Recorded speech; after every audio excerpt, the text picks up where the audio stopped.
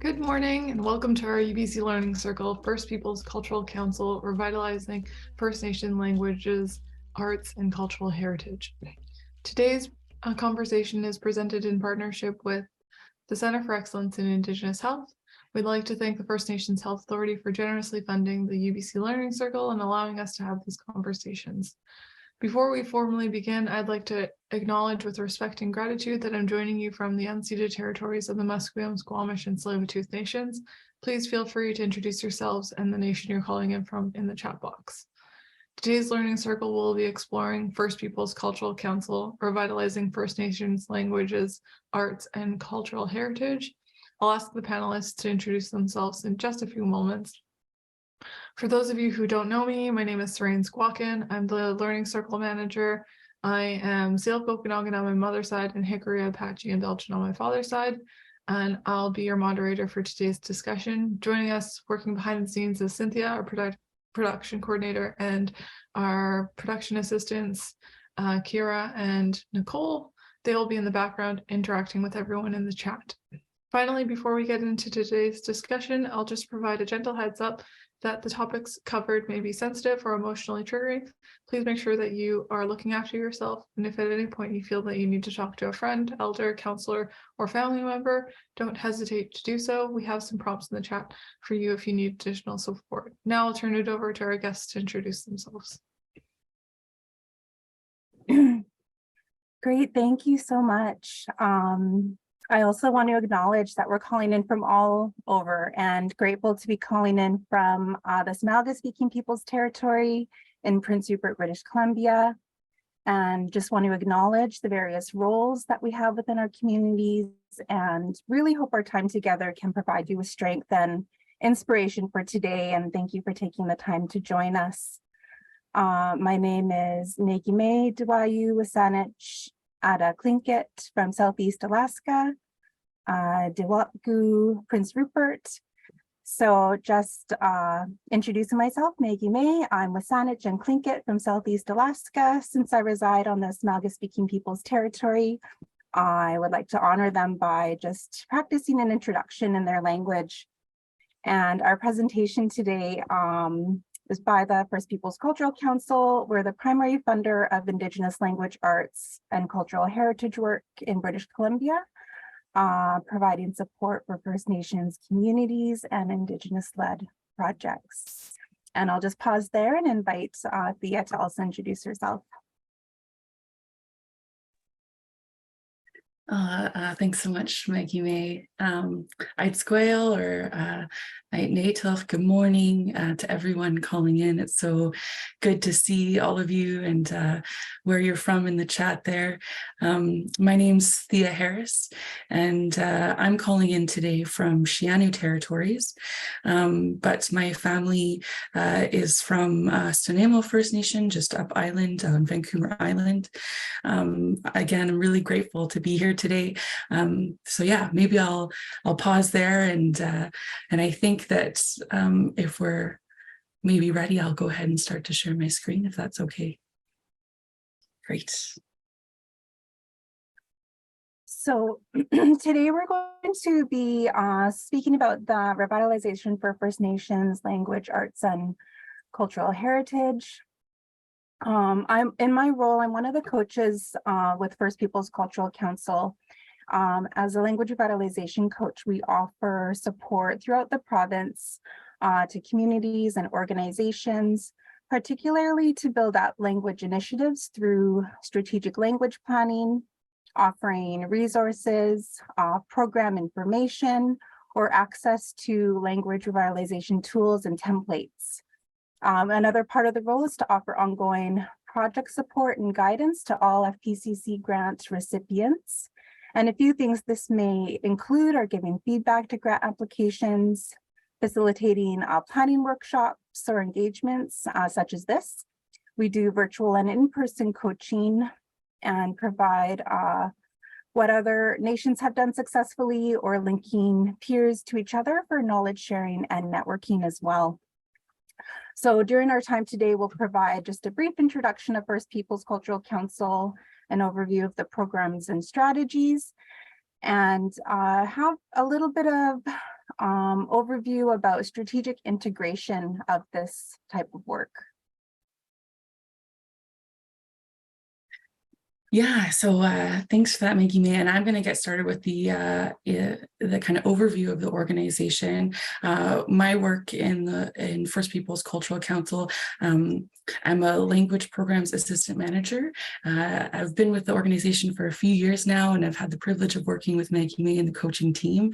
So again, really excited to share kind of generally what our organization does, and maybe have a bit of dialogue later. So with that, our organization FPCC has a mandate to assist BC First Nations in their efforts to revitalize their languages, arts, and heritage.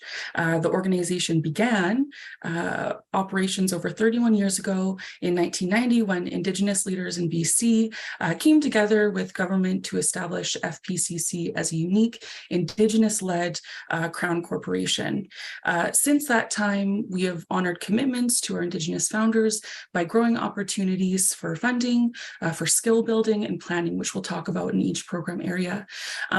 Something that I feel really connected to in the organization is our vision. You can see it on the left here. It says, our vision for BC is that First Nations languages, arts and culture and heritage are thriving. The knowledge and worldviews expressed through First Nations languages, arts, cultures, and heritage are valued as essential to our collective well-being and our human rights.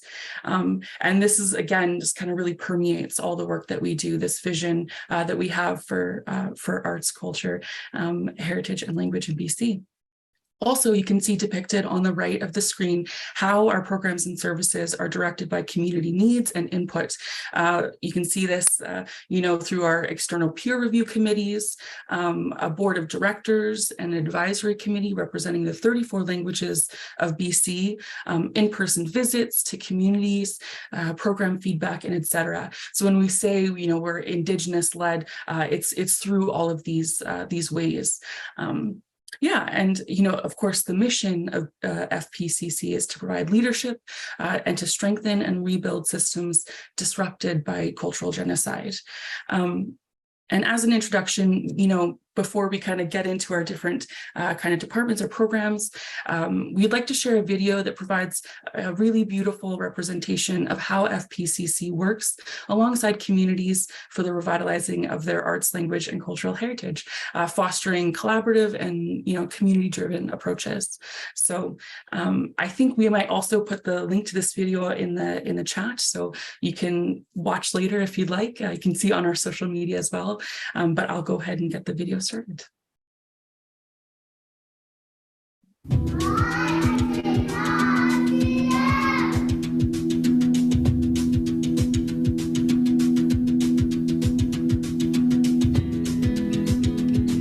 The First Peoples Cultural Council is a First Nations-run Crown corporation, and we work together to revitalize BC Indigenous language, arts, and cultural heritage. First Peoples supports communities through grant making. We also provide resources, tools, and training to support our grants and projects to be successful. But a lot of our direction comes from the communities that we work with. We hold up the people that we work with as our experts and take advice and guidance from them. AFN is looking at First Peoples as a model as to how can we utilize the experience of First Peoples to flow out to the various communities across the country. And it is because of First Peoples, we have a mechanism. The federal funding would come to First Peoples, and First Peoples then would distribute it out to the communities of BC. And as a matter of fact, the National Chief and others have stated BC, because of First Peoples, is the envy across the country. There's no other province in BC that has an organization like First Peoples Cultural Council. Our languages, arts, and cultural heritage has been disrupted. And it's really important to invest in these things, especially in the context of truth and reconciliation, because communities are rebuilding and strengthening and wanting to move forward into the future in a really great way. And we can't do that without our unique languages, arts, and cultural heritage. I inherited this land from my great-grandmother. Here in Shuswap country, we only have 1% fluent speakers left. How do we take that 1% and use that to help us grow other speakers ultimately and to grow teachers of the language? I'm part of the Kwamlok, which is the preschool immersion Sinchothan program. I think it gives them a sense of identity. Our language isn't just the spoken word, it's what connects us to our land, our Eila Nunuk. It connects us to our families. With the funding that we received, we were able to expand our program and have more opportunity to create more resources and be able to support our staff that way. We're really excited and proud of the partnerships that we've had with communities. We've seen a lot of success over the last 5 years. For example, in the Mentor Apprentice program, we are turning out new speakers, and that is a huge indicator of success for us. We've just started now a cultural heritage program that we're really excited about. The goal is to rebuild the cultural heritage infrastructure in our communities and to pass on traditional knowledge about how we take care of our land, our ancestors, and really to influence policy. One of the first steps we're going to do is look at developing a policy paper that outlines the importance of cultural heritage to BC and to Canada and the reasons why it should be protected.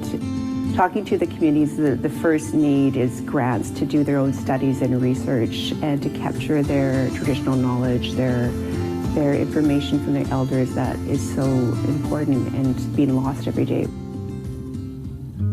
The arts program supports Indigenous artists across BC to pursue their creative visions. We support artists through grants. We also participate in research and supporting traditional arts revitalization in communities to ensure the arts practices that are Indigenous to British Columbia can continue. So this is a model that I created. I work as the artistic director for Scale-Wapana Society, which is an egalitarian-based society. We're looking at how to take care of the land and create art on the land. FBCC has funded a Tule Map project that we did last year. We took youth out to harvest with community members, with elders. If young people, Indigenous people, don't know who they are on the land that they are from and don't have an understanding of the materialities that make them who they are on the land from where they're from, the minute you give them that opportunity, whether it's hunting, whether it's berry picking, and having that time with an elder or even with an older person from community who has the experience, it gives them more self-esteem. We all have to play a role in doing this, working together as a team, as various nations. We can do great things together. I have to say to all our community partners, leadership in British Columbia, the provincial government, and our funders, because we really can't do this work alone. It takes collaboration and supporting each other to make the work that we do a success.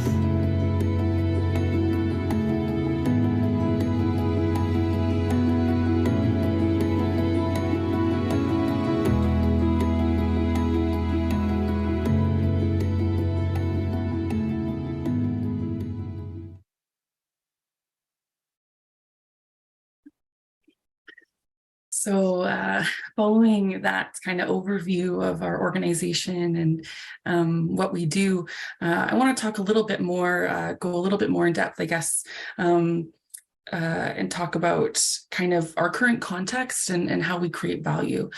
So I'll kind of start by talking about who do we fund. FPCC language programs and all our programs offer funding and training to First Nations communities, governments, bands, and tribal councils and Indigenous organizations in BC. The First Peoples Arts and Cultural Heritage programs fund Indigenous artists, including First Nations, who reside in BC as well as Indigenous arts and heritage organizations. So You can see here that we have, 20 plus funding streams supporting community-led projects, 204 nations, 34 languages, 90 plus varieties or dialects, and many more. And then, like I said, Indigenous artists, arts and heritage organizations. And how do we create value, beyond maybe offering kind of programs or grants? Our value creation is demonstrated in several ways, different ways. For example, the support provided, creates jobs in communities.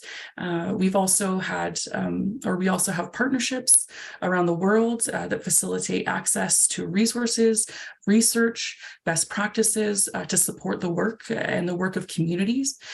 We strive to provide, holistic support at all times for all of our programs and the work that we do.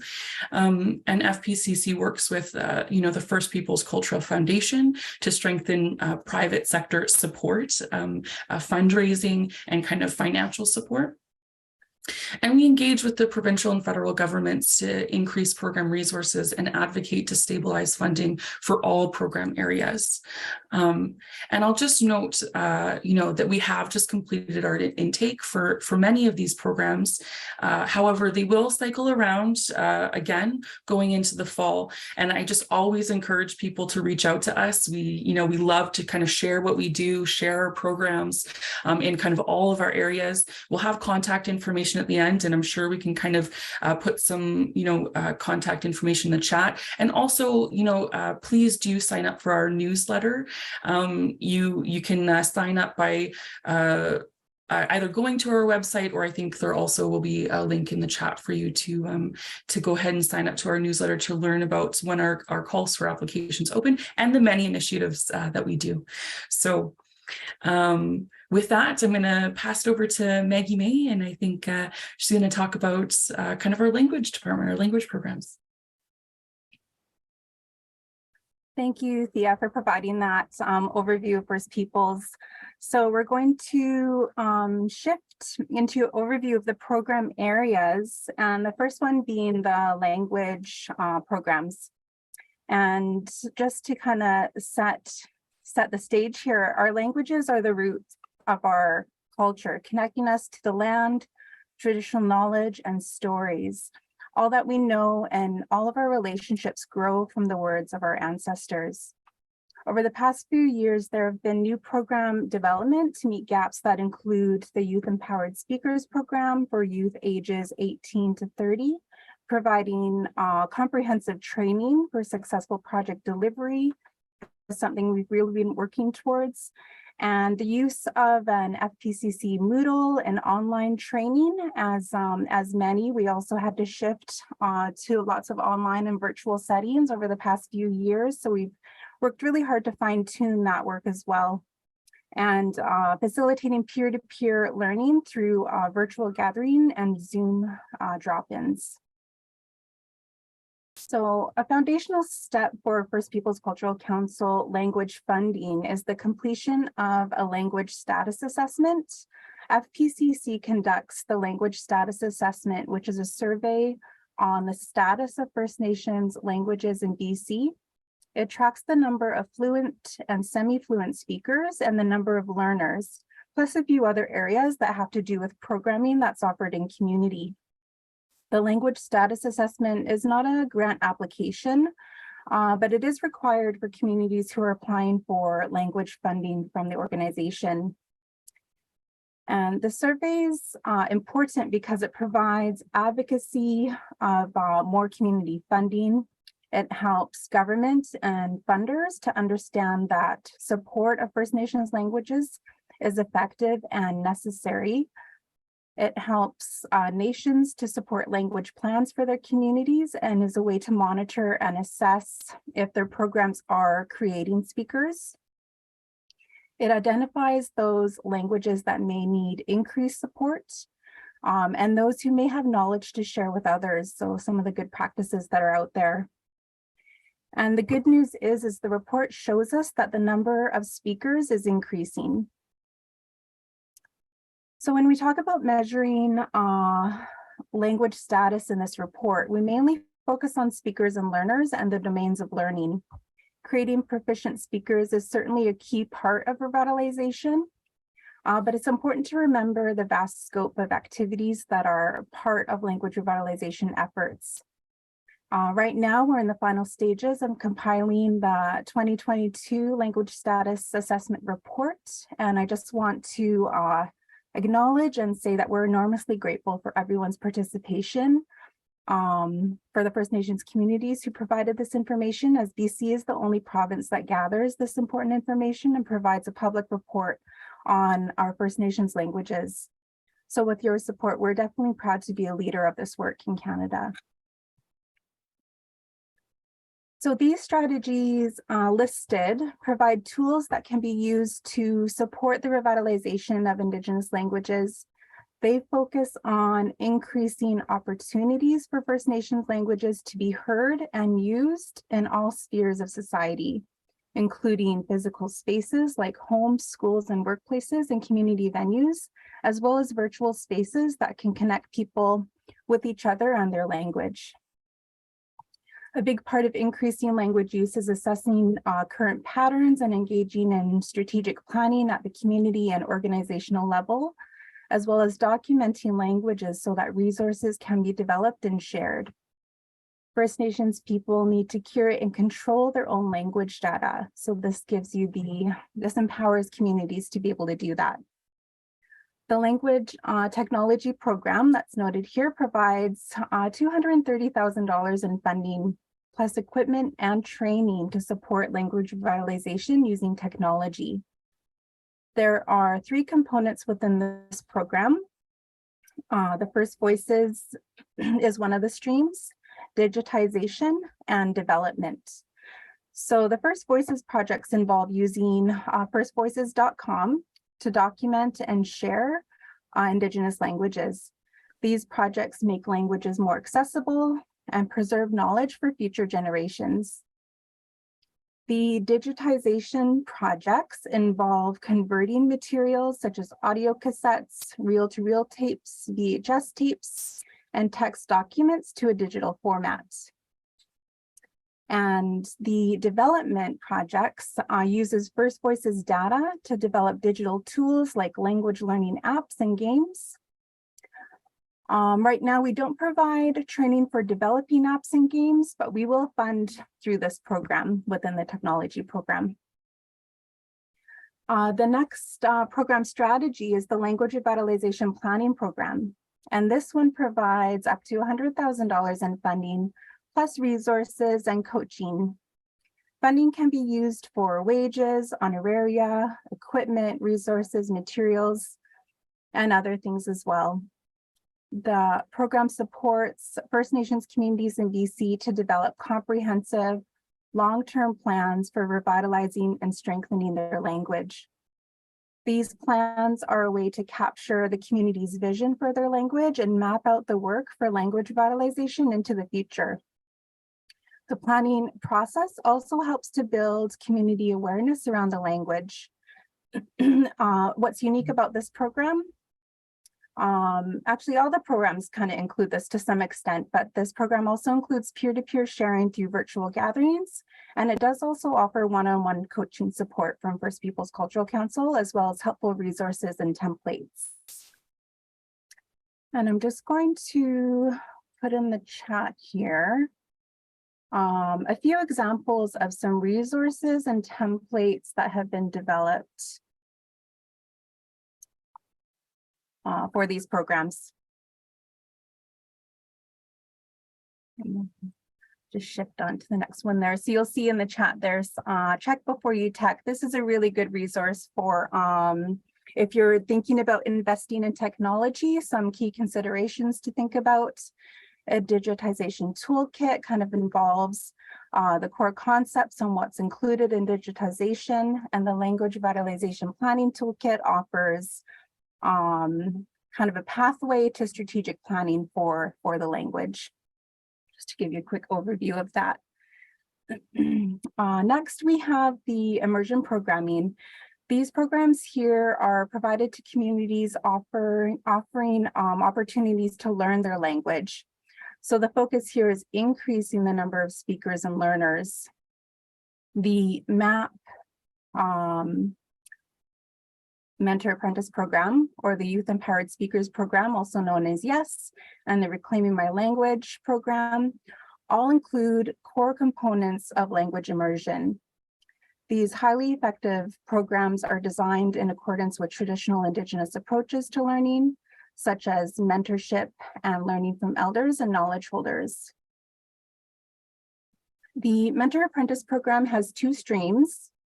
Stream one is kind of the original stream that some of you may be familiar with. It's a Mentor Apprentice Program, which is more intensive, where a mentor and apprentice spend 300 hours per year together doing everyday activities and using the language at all times, also called language immersion, or the act of being immersed in the language.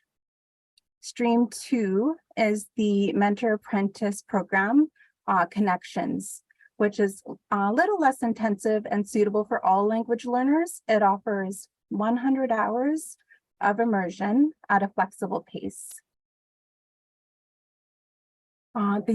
Investing in our generation of language leaders, FPCC also offers the Youth Empowered Speakers Program for students 18 to 30.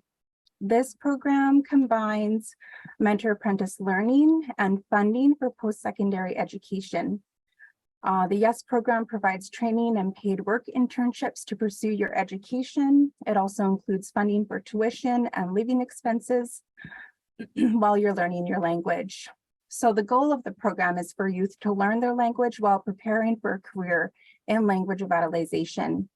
And these streams include the Early Childhood Immersion Educator stream, so that's for ECE students. And then stream two is the Language Immersion Teacher stream, so that's for students pursuing their bachelor education in post-secondary. And then the next strategy that's noted is the Reclaiming My Language program, which is a course for silent speakers. Silent speakers are people who have a good understanding of their language, but do not speak it. There are many kinds of silent speakers, including people who spoke language before attending residential school, or people who grew up hearing their language and understand it, but do not speak it. So this program is actually a course that runs 10 weeks for up to 3 hours each week. It incorporates cognitive behavioral therapy and offers support for silent speakers, including tools and coaching with a language mentor to help them move forward in a good way to reclaim their language. The purpose of utilizing cognitive behavioral therapy is to explore the connection between how we think and how it affects our behavior or actions. It helps silent speakers to move away from unhelpful thoughts that may be blocking the use of language and assist them to begin speaking their language. The course is trauma-informed, but does not directly ask participants to share or disclose their trauma, and it's not meant to specifically address trauma, simply to overcome some of the barriers.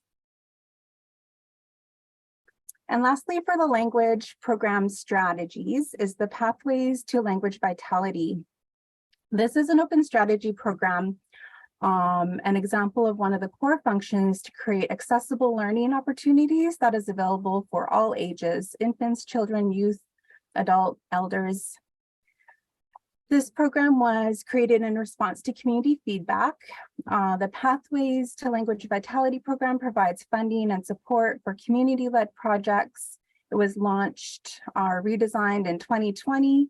It combines 4 previously separate funding streams, which you may recognize: the BC LI or BC Language Initiative, the Indigenous Language Grant, the Language Nest program, and the Language Gathering and Sharing grants.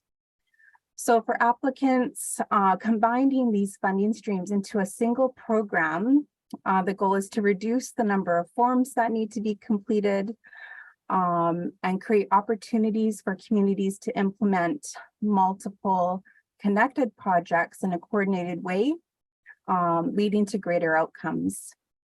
And we just noted some examples of some of the projects that people may submit for. And these include the adult language immersion programs, the Language Nest, language documentation, resource and material development, or components of language planning and community engagement can also be included. So with that, that's our language programs, and I'm just going to pass it back over to Thea to give an overview of our art program. Yeah, thanks, Maggie May. Thanks for that overview of our language programs. And I'm gonna, talk a bit about our arts programs. And, before we get into that, I think it's important to kind of to note that, Indigenous arts in BC have a really long and nuanced history stretching back to a time well before colonization. Music and dance and carving, weaving, regalia, body art, these are just some of the artistic expressions that reflect our cultures, our unique cultures, and our economic well-being. We use art to record history, to mark events, to map the land, to pass on values, to identify political and family structures that shape our community, amongst many other things. Art really is the center of our ceremonies and our cultural practices. It's an educational tool. It's a public record.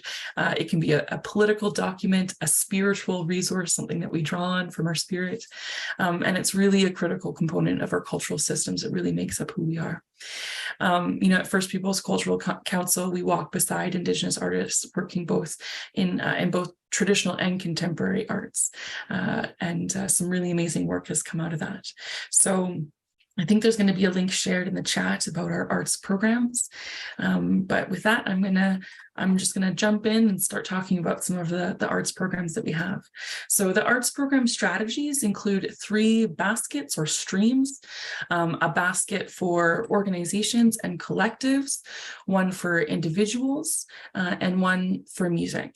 So the organizations and collectives basket assists First Nations communities, arts administration professionals, collectives, and arts and culture organizations with projects that can contribute to professional development, to capacity building, creative growth, and the intergenerational transfer of knowledge in all disciplines. So first is the Organizations and Collectives grant. This grant will advance the work of Indigenous artists and enhance activities as an art and culture organization, group, or collective. This grant will also build administrative capacity and sustainability for organizations and collectives. For organizations, there's also options for support for operational expenses, and the funding supports arts production in all creative expressions, so visual, music, dance, story, and more, as well as administration costs or a combination of arts and administrative projects. Next is the Community Art Spaces. This grant is intended to support the development of Indigenous community arts and culture workspaces that supports the transmission of art skills and knowledge through all art forms. Funding creates space for Indigenous artists in BC to make and practice their art. All spaces must be community focused and available for community use as a part of this program. And then there is a grant for sharing traditional arts across generations. This grant supports projects where the primary focus is really passing on the traditional art skills and knowledge through generations, and includes, again, all art forms, so visual, music, dance, and story. The Sharing Traditional Arts Across Generations grant enhances training and participation and advances the work of BC Indigenous artists, art organizations, and collectives and First Nations. And then finally here, the Arts Administrator Internship and Mentorship Program provides funding to support internships and training opportunities for people who have a commitment to arts administration, community cultural coordination, or curation in a gallery or museum. Again, just really focusing on that knowledge transfer and supporting that kind of next generation of our Indigenous arts champions. So The next kind of basket here is the individual artist basket. The individual artist basket supports the development of Indigenous artists residing in BC with grants for artistic production or scholarships for education or mentorship training, each of those things. So individual artist baskets holds two funding options for individual artists. You can see first there, the individual artist grant supports Indigenous artists working in any discipline with demonstrated commitment to their creative expression and to developing their practice in any artistic discipline. Again, that kind of visual, music, dance, theater, literary, or media, and including the contemporary practice of traditionally based forms. The Indigenous Arts Scholarship and Mentorships provides scholarships for arts education through an accredited post-secondary institution or for a one-on-one artist mentorship.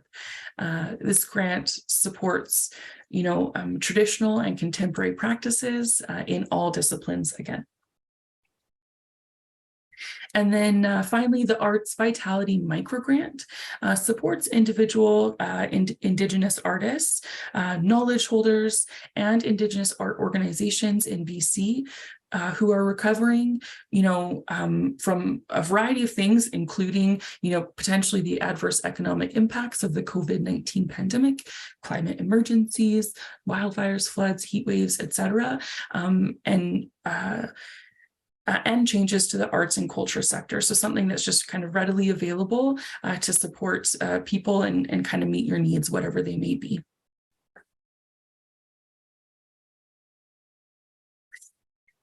And then finally here, the next basket, the final basket, is the Indigenous Music Basket.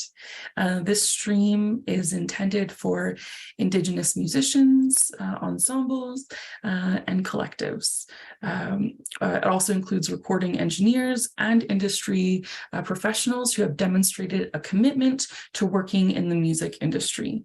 So the Indigenous Music Basket provides 3 opportunities for Indigenous musicians to support projects and events that grow and develop BC's creative industries.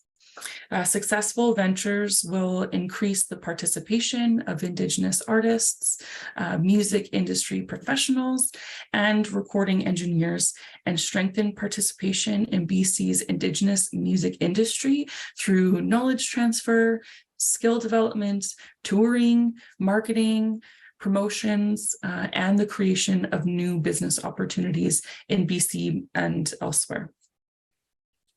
So the first you can see here, Indigenous Music Grants supports individual artists and groups residing in BC who are undertaking creation, performance, recording, touring, and promotions or marketing activities in Canada. So this program supports artists at all stages of their career, wherever they're at. These activities can lead to professional development opportunities, cultural knowledge transfer, and lend themselves to kind of overall community well-being. The next one you can see here, the Music Industry Professionals Grant, is really for broadening active Indigenous recording engineers' knowledge, skills, networking, and business opportunities within the BC music industry. Also by supporting kind of emerging Indigenous professionals who show a commitment to working in the music industry as an administrator, agent, promoter, manager, event organizer, or presenter. And then the final piece here is the Indigenous Music Retreat, always really popular and amazing events that our arts team puts together. It brings together a dedicated group of Indigenous artists, both kind of emerging, mid-career, or even established artists who want to strengthen their artistic and business skills, develop music industry networks, and expand, their overall industry knowledge.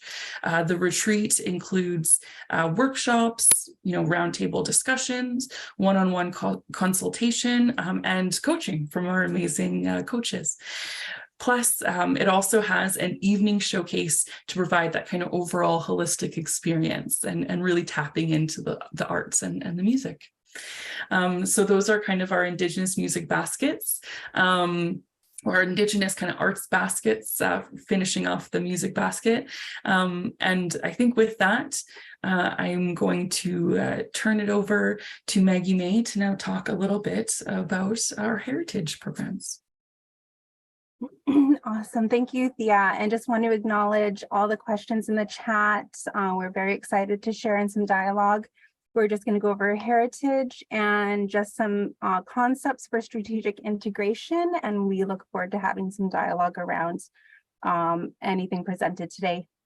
So heritage really is living. Indigenous cultural heritage is living heritage, from our stories and our songs to gathering places and basket designs to legal traditions and knowledge systems. Our cultural heritage programs help us to understand who we are and how we live.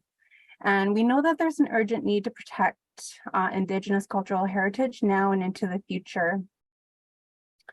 And so before we discuss the heritage program, I think it's important to understand what Indigenous cultural heritage is. And although there's often no definition of Indigenous cultural heritage in Indigenous languages, it's often described in the context of ideas, experiences, worldviews, objects, forms of expression, practices, knowledge, spirituality, kinship ties, places, and land valued by Indigenous peoples. Cultural heritage is often living heritage, and it may be intangible at times rather than physical. So, for example, songs, stories, harvesting practices, dance forms, and traditional medicines are all cultural heritage. And this kind of overview of this definition was developed from national roundtables that took place. There was 4 national roundtables that Indigenous Heritage Canada held, 2 of which were also with Parks Canada. So that's kind of how that was developed. And the following program strategies are available under our heritage program. The first one, just recently added, actually, we have an expression of interest out right now for the repatriation of ancestors and cultural treasures. And this supports BC First Nations efforts to repatriate their ancestors in alignment with the United Nations Declaration on the Rights of Indigenous Peoples. Recipients of this may utilize this funding to implement a broad range of repatriation projects specific to bringing home their ancestors and cultural treasures. The next is the Braided Knowledge Grant Fund, which funds projects that demonstrate and reflect holistic and interconnected nature of Indigenous arts, language, and cultural heritage, leading to outcomes that are essential for revitalization of First Nations culture. So this is one of the only one that kind of incorporates the integration of all these concepts, very holistic approach. The next one is our Heritage Stewardship Program, which provides funding for training and support for Indigenous people to act as stewards and experts of their cultures and heritage through 4 funding streams of stewardship practices that address climate change, digitization and archiving, oral histories and protocols, and sense of place. It supports projects with a strong focus on mentorship, education, training, or intergenerational learning and knowledge transfer. And the last one noted here is the Heritage Infrastructure Program, which offers funding to BC First Nations communities and organizations, First Nation-led museums and cultural spaces in BC. The goal of the program is to support projects that conserve, repair, or develop Indigenous heritage infrastructure. And so as noted, these programs, like many of them, are closed right now, but they're likely to open again going towards the spring and the fall. And then also wanted to share that our program strategies, we also have developed technology to support the needs of language learners and artists and communities. So these innovative technologies are recognized as global best practices. First Voices, as we mentioned, is that online learning archive website. Some communities have their domains public, others have them private. But right now we host 30 archives of BC First Nations languages and varieties. First Voices has apps and tools to support language documentation and learning.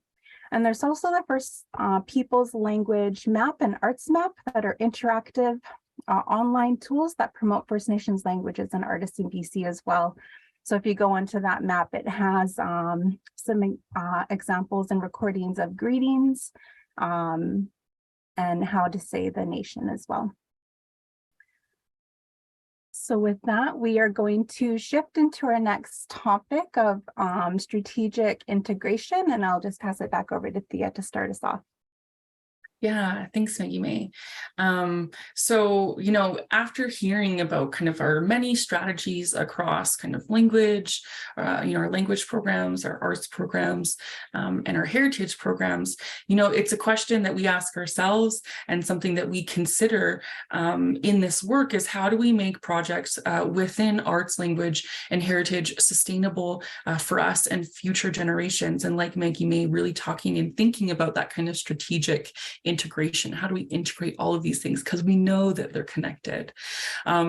So yeah, how do we make them, sustainable for many, many generations to come? The reality of it is that, it probably takes more than a project or two. It probably takes more than a language class being offered in school or an individual artist grants. We know that it really is about, incorporating the whole community, having a holistic approach. It takes the whole system, the whole community, and really an organizational approach.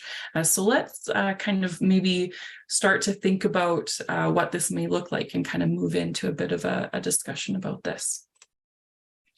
So sustainability for First Nations language, arts, and heritage, we really want to think about the holistic approach and kind of differentiate maybe between revitalization and reclamation.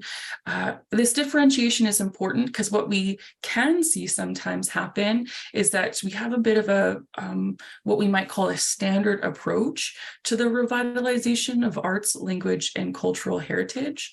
The standard approach maybe is those one or two projects or those kind of one or two initiatives that are happening in community. And we're mindful that the standard approaches to the revitalization of language, arts, and heritage can often undermine the inherent rights of First Nations communities, and it may not give the desired result of moving towards language fluency or revitalization and really vibrancy of the arts and heritage, as we saw in our kind of vision statement, seeing all those things as kind of vibrant and thriving. Within a standard approach, the landscape of language, of arts, and of heritage, they are kind of dependent on government funding and decision making. And the result of that is it can build awareness activities, which doesn't address the shift or the critical state of Indigenous languages, arts, and heritage in BC.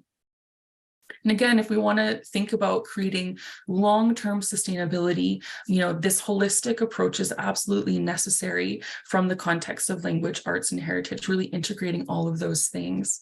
And again, differentiating revitalization versus reclamation, and to kind of help us wrap our brains around this. I love these quotes.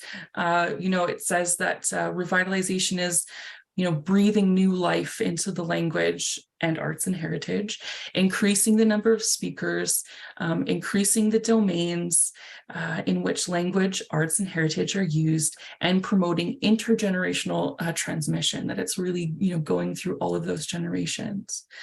When we consider reclamation, it's a much larger social process of claiming or reclaiming the appropriate cultural context and sense of value that the language, arts, and heritage would likely have always had, if not for colonization. And you can see the quotes where they're pulled from, though, from there. So reclamation prioritizes community needs, perspectives. It incorporates wider decolonial goals and avoids treating language, arts, and heritage as an object. So I love these two definitions. I think both these processes are really important. And again, set a bit of a nice stage to talk about that strategic integration a little bit more.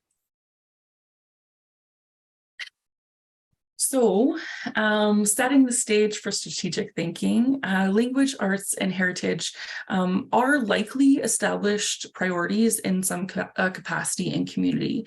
But once it's listed as a priority, we know that, hey, these things are really important and we need to invest, in our language, arts, and culture. What comes next? The following will provide some ideas for strategic integration for the revitalization of language, arts, and heritage. You might see some additional strategic departmental plans developed based on the goals of comprehensive community planning, or CCP, such as a language plan or marine use plan, a health plan. So, where are language, arts, and heritage listed as a strategic priority? You can kind of see all of these places where they kind of may come up as a priority. Again, that CCP, or Community Comprehensive Plan, maybe in a language status assessment, or kind of getting a sense of where the language is at in community, in a land use plan, economic development plan, education plan, language and culture plan, and others. And again, once they're kind of noted as a priority, hey, these have come up in maybe each of these spaces, what next? Reviewing previously gathered information can provide a baseline of information on demographics and resources in First Nations community that can inform your work, again, as listed here. Getting a sense of where you want to prioritize and which, how these things are prioritized in kind of each of these domains or each of these areas is an important first step into kind of integrating all of, integrating language, arts, and cultural heritage, holistically and in the whole community. So looking at planning and strategic planning for the revitalization of language, arts, and heritage, we have seen that strategic planning can support communities to move from maybe a project by project model to an integrated plan-based model. The creation of strategic plans for this work can shift communities from, the standard approach, what we talked about earlier, and we'll go into a bit more, which is maybe focused on projects or kind of initiatives, and reacting to the loss of language, arts, and heritage, to a holistic approach of proactively building a future of vibrancy and vitality in each of these areas. So, and I do just want to note here that, community doesn't always mean reserved necessarily. Even in an urban setting, you're still working from a community-driven approach that includes your self-determination for the programs and services you support. And we do support, a lot of urban organizations that are able to kind of do this planning work, this strategic integration work, to revitalize arts, language, and cultural heritage in more of an urban setting. So I think overall, shifting communities from the standard approach of siloed projects, and again, that kind of reacting to language, arts, and heritage loss, we want to move towards an integrated plan-based model of proactively building a future for the vitality of these areas. And we're going to talk a little bit more about strategic planning as well. So why strategic planning? Narrowing in on planning, we know that strategic planning ensures that the funding achieves desired outcomes and plans to help forecast the true costs of revitalization for languages, arts, and heritage. A well thought out plan tells government and funders and community partners that communities are the experts of their language, arts, and heritage, and provides a powerful advocacy tool for fundraising. With a plan, you can directly address challenges at the community level, like program stability, like turnover, and training needs for capacity development. Again, you can see here, strategic planning gives us, or it really kind of materializes those outcomes, the costs of this work. It establishes that expertise, again, allows us to advocate, and then, gives us the kind of pathway, an avenue for implementation. And really overall is that self-determination that we know how to bring these things back. We know our arts, language, and cultural heritage, and we know how to restore the vitality to those things, and we have a path forward for that. But with that, I know I said that we were going to talk a little bit more about the standard approach that I'd mentioned and this more holistic approach. So I'm going to pass it to Maggie May to kind of dig into that a bit more. Thank you, Thea. So just to foster this idea a bit further, here are a few listed are a few examples of what a holistic approach to planning might look like compared to a standard approach. So within a standard approach, decision making is short-term and non-strategic. There is a chance an external entity is setting the development agenda. Perhaps development itself is treated as a problem, or even perhaps Indigenous culture may be viewed as an obstacle or even a secondary thought, and the organization may be viewed only as a distributor of resources. So the standard approach to program, organizational, and Indigenous community development is a legacy of harmful colonial policies dictating and controlling activities of First Nations for decades. So as communities assert their decision-making control, research has shown a movement away from the standard approach to development in favor of Indigenous-led holistic approaches that are self-determined and foster healthy organizational program and community development. So looking at what a holistic approach may look like, in this approach, communities are able to assert decision-making power. They back up that power with effective whole systems approach. The organization or community works from their own cultural context, and decision-making has a strategic orientation, and leaders, staff, champions in their work, language, arts, or heritage champions, elders, advisory groups, serve as community mobilizers. So we're going to review a few of the key concepts and provide kind of a strength-based way of what this looks like, what this could look like. So an empowering step for this process is to assert that decision-making power. And you may wonder what this could look like in the context of revitalizing language, arts, and heritage. And so in this example, we have it as a declaration. So this is the Syilx Okanagan Language Declaration.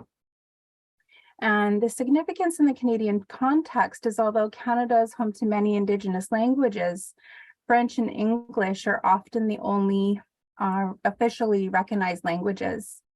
So a declaration is one way to formally assert the community's Indigenous language, arts, and heritage to be of primary importance. The Okanagan Nation Alliance asserted their sovereignty by creating a language declaration as an expression of their legal principles. So this tells those you are working with that the nation is the decision maker, and those who have been able to assert decision-making control have significantly increased their chances of sustainable development. Another step that was noted was to ensure that there is an effective systems approach to this work. So it can't rest on the shoulders of one coordinator. A systems approach supports and strengthens capacity. So as you can see in contrast, the standard approach is expecting a few people or even one program to carry out this important work of community language, arts, and heritage revitalization, where a holistic approach involves all domains, several strategies that build upon each other, along with staff who have varying skill sets who will support and inspire each other to move this work forward. In order to be successful, a whole team is necessary to carry out these important tasks. Involving a team can help put a plan into effect. Team members can support each other in the work and provide inspiration to the entire community to move a plan forward. So this approach that's illustrated here is one possible example of what a team may look like, or perhaps this is an advisory group or a committee and that have specific work within the creation of revitalizing.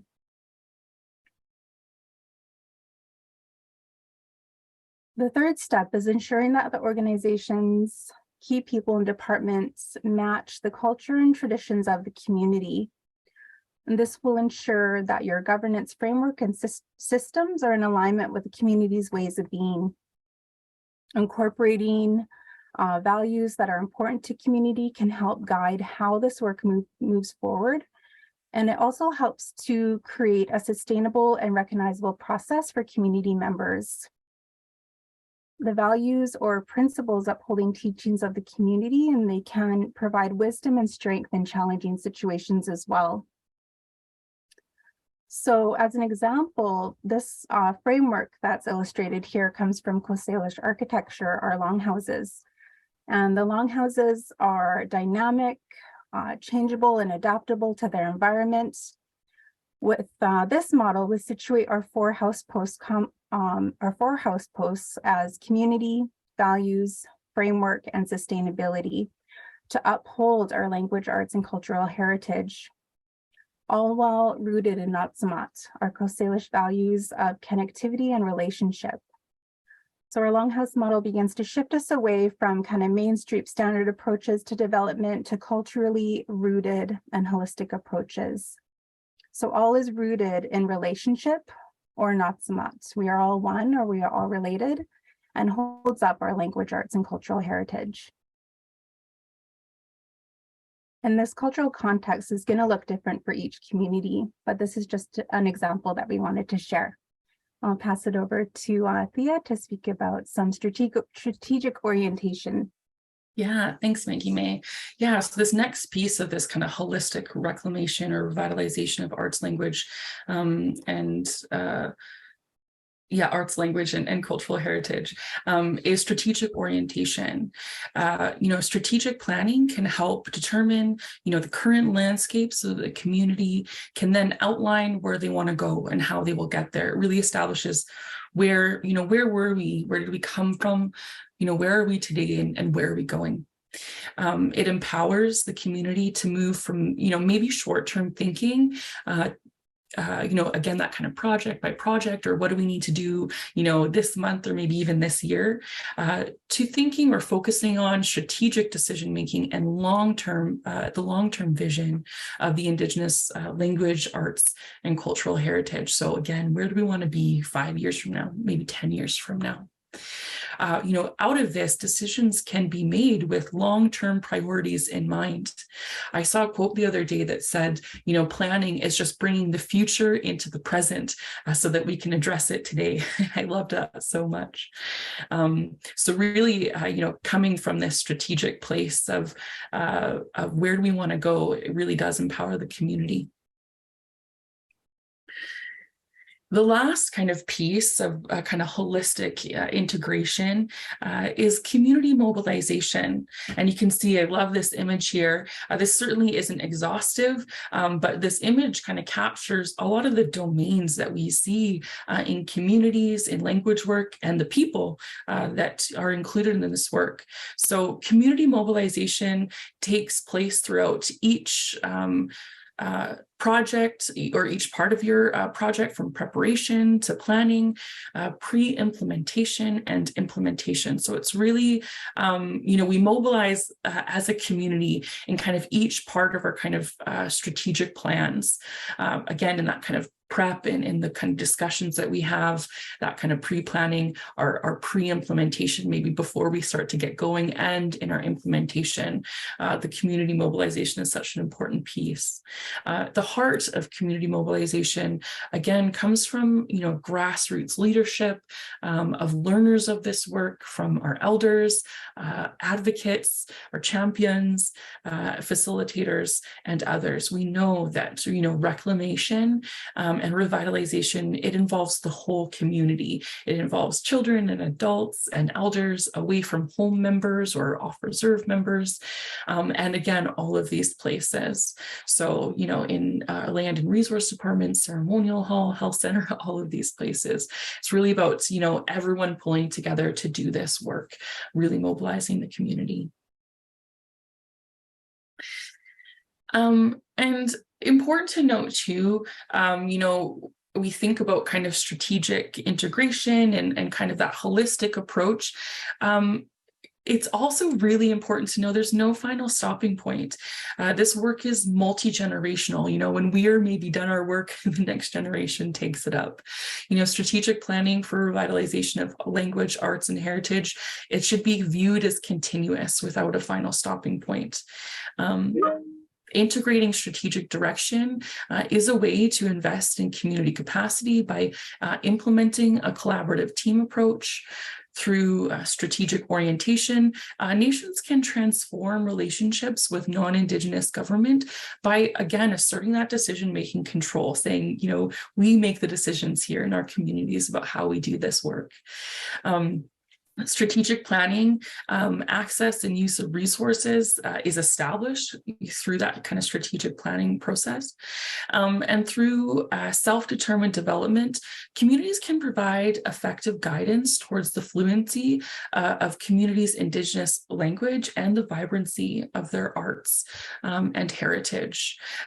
So kind of captures, again, why that holistic approach is so important, why strategic planning, integration is so important. And again, we know that it doesn't have a start and stopping point, and that you can also jump in at any point. I think I like that as well, that maybe some work has been done previously, and it really can be maybe the next generation of those champions that jump in, assert the vision, or jump into action. So this kind of seeing it as this cyclical process, where anyone can kind of come in, that the community can be mobilized and anyone can kind of participate in this work.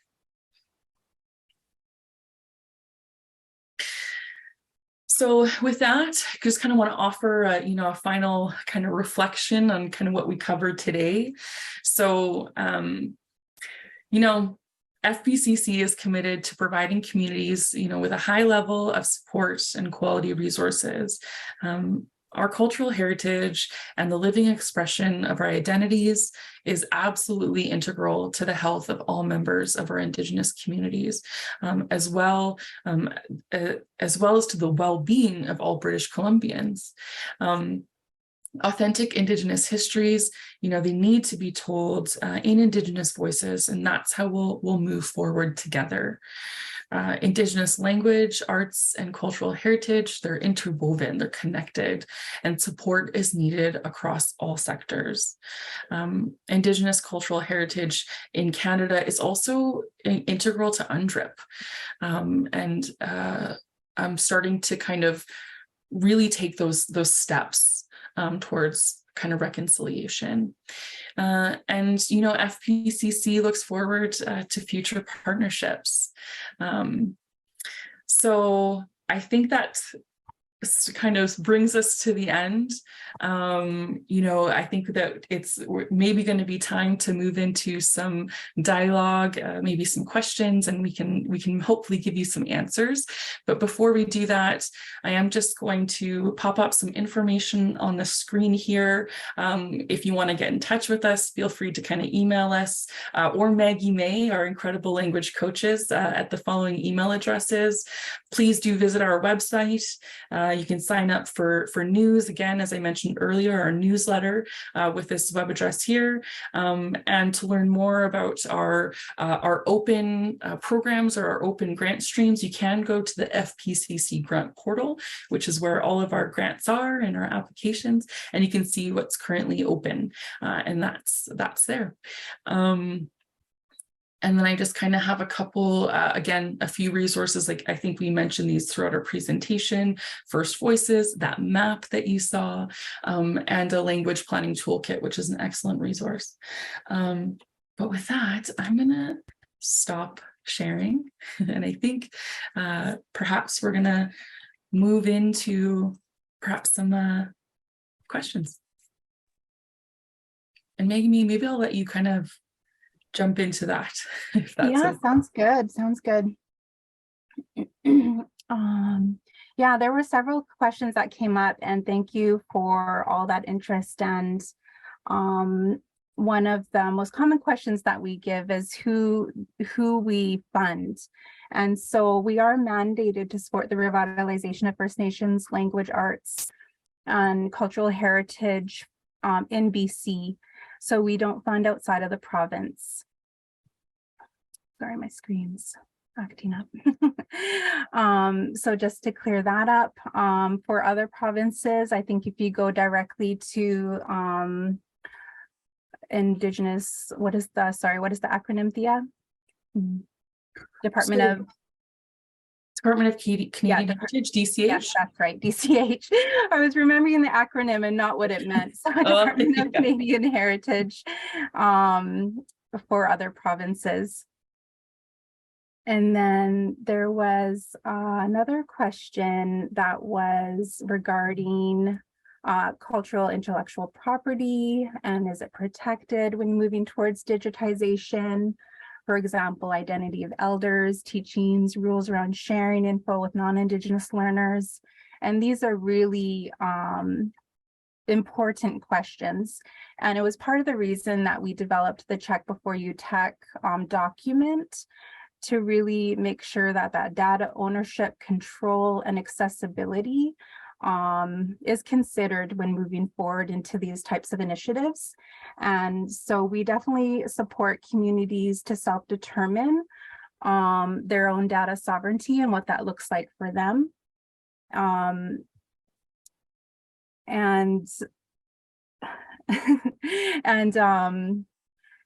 support that. So we posted a link in the chat with the resource again, and we've definitely followed the OCAP principles that are noted. If you want to learn more about that, you can follow the link there. And did you want to add anything more to that, Thea? No, I think yeah, you captured it. Okay. I'm just trying to kind of gather myself with all these like amazing comments and questions that are coming in. So apologies if I'm kind of looking back and forth. I'm trying to kind of review the questions that have come in and look at some of those amazing comments. So great. And then there was another question about if we offer translation and interpreting services. So this isn't a service that we directly offer at First Peoples Cultural Council. I will say that knowledge holders are in high demand, and they are often elders. So we did develop a resource around working with elders, just to kind of guide folks usually who are external to the community on some principles on working with elders or knowledge holders. I think I might jump in to say also that we have just launched kind of, in the last year or so, an Indigenous language translation registry. So if you are interested in kind of maybe partaking in some of that work or putting your name into this registry as someone who is able to kind of translate materials or other things, that we do have that. And I do have a link that I think I can post in the chat as well.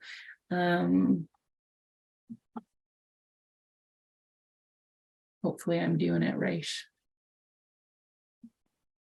Yeah, there it is. So please do look at that for more information about kind of what we can support and kind of how we're supporting some of that translation work. Yeah, that question does come up quite a bit. And one of the other questions was if we provide assistance in filling in grant applications, whether it's language, arts, or heritage, I would say. And yes, we definitely do provide that support. We can provide that support, especially with enough lead time. So as soon as you, if you sign up for our news, you'll get notification as to when grants open. And as you start kind of drafting out your application, reach out to us at any point, definitely at least 2-3 weeks ahead before the deadline, to be like, hey, I've drafted this application. Would you mind taking a look to see if it's on the right track?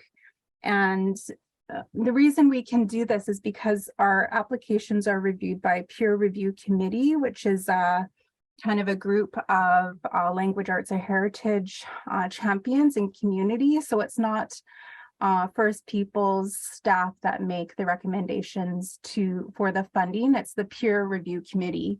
So our support can remain objective in that way.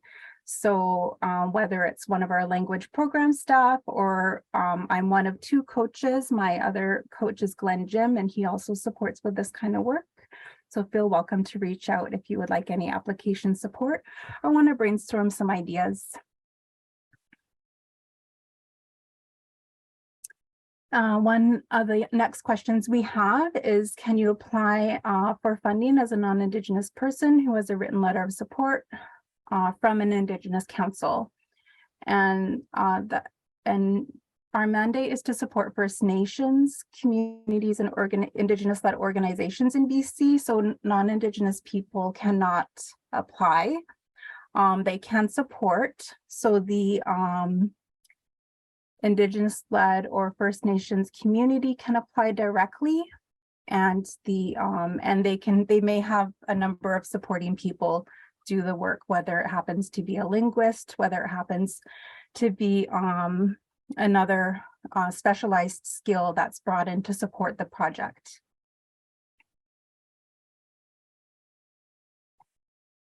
Yeah, there's so many ways to get involved in this work. And I know in the past when I've supported people, maybe with questions similar to this, I've encouraged them to reach out to maybe their local First Nation if that feels appropriate for you to do, to see kind of maybe how you can get involved, or maybe even a local friendship center to see how you can get involved in this work. But there's so many ways to kind of support, the revitalization of arts, language, and cultural heritage in BC. Also, maybe do reach out to us. We may not be able to kind of support you directly, but we may be able to point you towards other organizations or other kind of agencies that are able to kind of support the work that you're trying to take up. So please do feel free to reach out to us as well.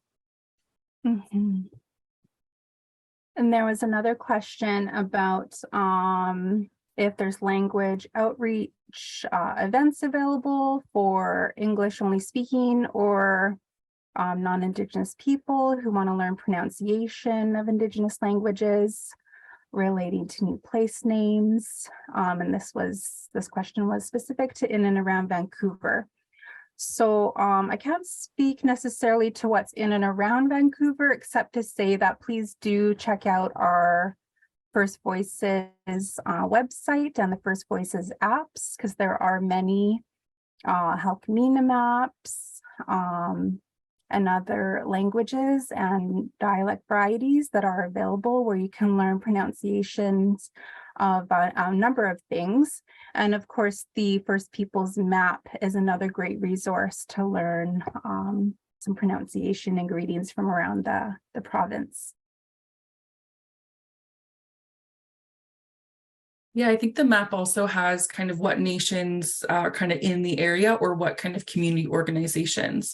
So you may even get some ideas of where to kind of investigate further, or to organizations that you can maybe reach out to ask if they have any sort of kind of programs or events available. So yeah, do check out the map. It's an amazing resource. So yeah. We have just a handful of questions left, so I'll see if we can get through them with our time allotted here. One question about the arts program was wondering if birch basket and moccasin making would be eligible, and that is definitely an example of an eligible project within the arts programs. And remember, you could apply as individual within that individual grant, or if you're working within an organization, you can apply organizationally. And the collective is also an option for a group of 3 or more. So those are a few of the options. And all depends if you're teaching it. There's the intergenerational grant too. So there's lots of options available for that. And the next question is if there's a limit to how many programs you can apply for if your project fits within multiple categories. Maybe I'll let Thea speak to this one. Yeah, sure. Is there a limit? So a really good question. If your project fits within multiple categories. Yeah, I think that there isn't a limit to how many programs you can apply for necessarily. Of course, I think it really depends on the project. I know that's maybe not a totally clear answer. The only reason I say that is because, for example, with our Open Strategies program, that's a Pathways program that we were talking about, it's a language program, we were talking about it earlier. You may have kind of many things that you're applying for that could all kind of be put into that one particular program.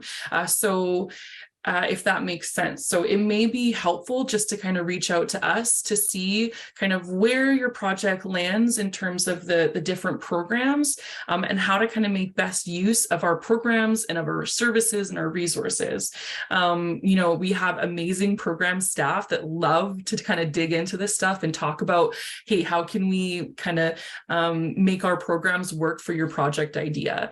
And even sometimes chatting that idea out with you. And I know our language coaches do that as well. We love to talk about where does this project fit, what can we do, and how can we support. So not necessarily a limit, but reach out to us because we'll be able to maybe give you a bit of guidance on really how to make best use of all of the programs that we offer. So definitely, thanks, Thea.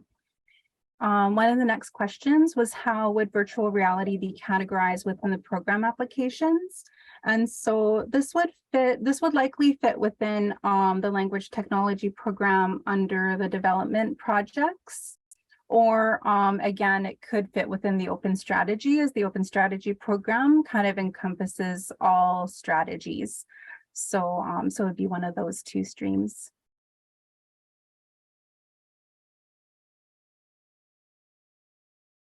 And the next question has to do about kind of the limited capacity within community, that there's many survivors within the community, there's semi-fluent speakers, but there's no administrative support. And this is something, unfortunately, that we do see. And so that is part of the reason why we do provide application support. And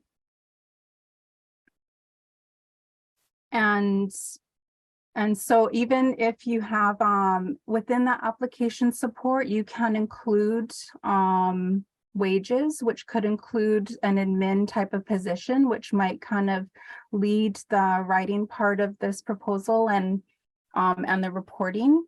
And there is also a comment about how there's a cultural group but not a registered society. And so so if you're meaning because you don't have an organization to apply under, I think we need to know more information in regards to what your comment means specifically, because you don't necessarily have to be a registered society, but many of our language programs, for example, do have to come from an organization, except for the mentor apprentice program, which is really the quickest way to learn the language, as it's an immersion program and it's one-on-one. And so I definitely recommend that one for individuals to apply to, or the mentor apprentice connections. But do feel free to reach out to us if you want to talk about that a little bit more. I'd be happy to we'd be happy to support you in that. And there was a comment about wondering when the grants will open again. They are, like we mentioned, they are closed right now. Our language ones kind of just finished meeting some of their deadlines for intake, but they will circle around again. I think the arts and heritage will likely open towards the spring and summer, and the language grants will open again going towards the fall. Yeah, so do sign up for our newsletter. I think we put that in the chat a couple times, but that's the first place we kind of put it out. We'll send a big notice that, hey, our grants are opening. So sign up for the newsletter. Yeah, again, reach out to us just to kind of see. We may not have a grant open, but we may be aware of something else that is open. So we can always try to find something for you. And then do maybe check out our other grants. I know you were checking out the individual arts one. I think we have maybe a couple, like we have one, is it just one Maggie May language grant open right now, the Reclaiming My Language program? Yeah. So you may kind of find that you're a bit more, or you're intrigued or interested in some of those other programs as well. So maybe a little exploring. Mm-hmm. And that reaches the end of the questions. Oh, wait, let me just double check. I think that's the last question. Are the ones The one in the Q&A is just a thank you. But yeah, thank you. I just want to say thank you to all our guests and to everyone joining us today.